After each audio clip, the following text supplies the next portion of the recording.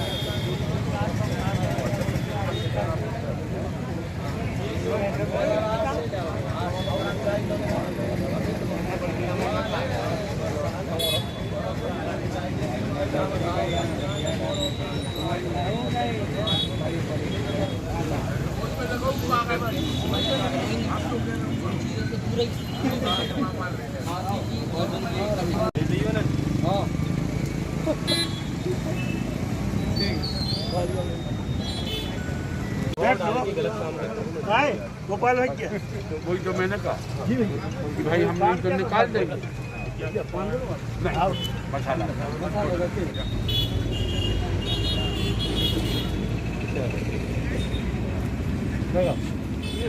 मध्य प्रदेश पंचायत एवं ग्रामीण विकास विभाग संयुक्त मोर्चा, इनके 17 संघ हैं इसमें समाप्त। इनकी मुख्य मांगे तो ये है कि ये संविदा में है, इन्हें पक्का किया जाए, और अलग अलग विभाग की अलग अलग मांगे हैं।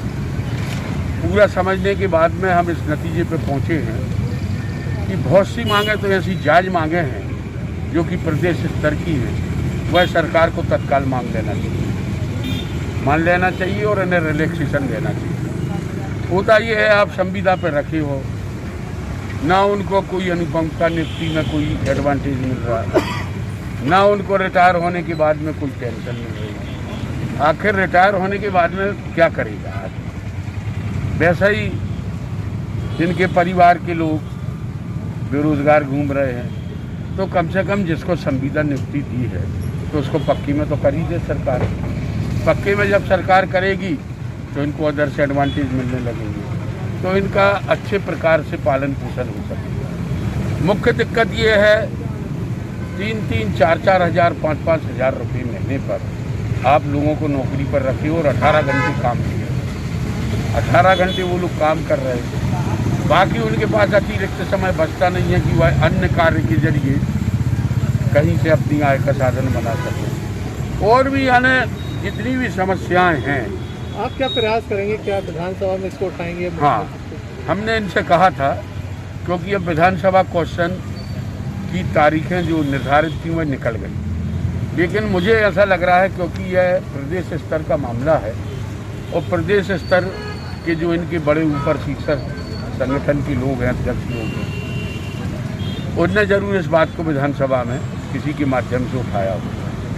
मैंने पूरी बात को इसलिए और बारीकी से समझा कि मैं उसमें पार्टिसिपेट करूँगा। तो मैं पार्टिसिपेट करने के अलावा मैं पुरजोर यह कोशिश करूँगा कि इनकी मांग मंजूर हो, और हम ही लोग नहीं करेंगे तो फिर और कौन करेगा? क्या माननीय कमलनाथ जी से भी बात करेंगे? निश्चित। मैं 29 तारीख को फिर से भोपाल में हूँ, और आप देख रहे हैं मैंने इनका इसीलिए पीछे से नंबर लिखा रखा है कि 2-3 लोगों के नंबर इसलिए ले लिए हैं कि कोई बात पूछना होगी या इससे अलग हटके होगी तो वह भी होगी। और कमलनाथ जी ने 29 तारीख के बाद में 8 तारीख को हम लोगों को फिर से बुलाया, विधानसभा चालू होने की एक दिन पहले उनके साथ फिर से मीटिंग है। ये कार्रवाई तो अब 29 तारीख से आप चालू समझ। अभी हम एक पत्र भी बनाएंगे जो कि विधानसभा के पटल पर रखना चाहें। जितना भरसक होगा इनके साथ में मैं खड़ा हूँ, इनकी मदद। सरकार ने इनकी मांगों पे ध्यान नहीं दिया, लगातार ये चेताते रहे, चेतावनी देते रहे कि हम हड़ताल पे चले जाएंगे, हड़ताल पे बैठ गए, फिर भी सरकार नहीं सुन रही। क्या मानते हैं ऐसे? अब देखिए, सरकार के विषय में जितना कुछ कहा जाए सो कम है। सरकारें आना जाना तो लगा हुआ है, ये तो एक पार्ट ऑफ द लाइफ है, लेकिन अपन इन सबको अपना अंग माने, अपना भाई माने, अपना सीनियर्स माने, और सरकार को इनकी बात को मानना पड़ेगा। अब जब हड़ताल आखिरी एक जरिया होता है, जब आपने हमारी बात को नहीं माना, इनकी बात को नहीं सुना, तो भाई तो हड़ताल पर चले। हर वो संयुक्त मोर्चा के इस कार्यक्रम में पहले व्यक्ति हैं जो कि हमारे विधायक जी हमारे बीच में उपस्थित हुए और हमारी पीड़ा को बारीकी से उन्होंने समझा और समझकर हमारे लिए जो आश्वासन दिया है कि हम इसको अपने स्तर से भोपाल में, क्योंकि सारी मांगें प्रदेश स्तर की हैं, प्रदेश में रखेंगे और हमसे जितना भी अच्छा बन पड़ेगा हम इन मांगों के निराकरण में करेंगे। हमारा संगठन प्रसन्नता जाहिर करता है माननीय विधायक जी के कि कम से कम पहला दिवस है संयुक्त मोर्चा में जो किसी ने पंडाल में आकर हमारी खोज खबर ली। हमारा संगठन इनका बहुत बहुत आभारी है।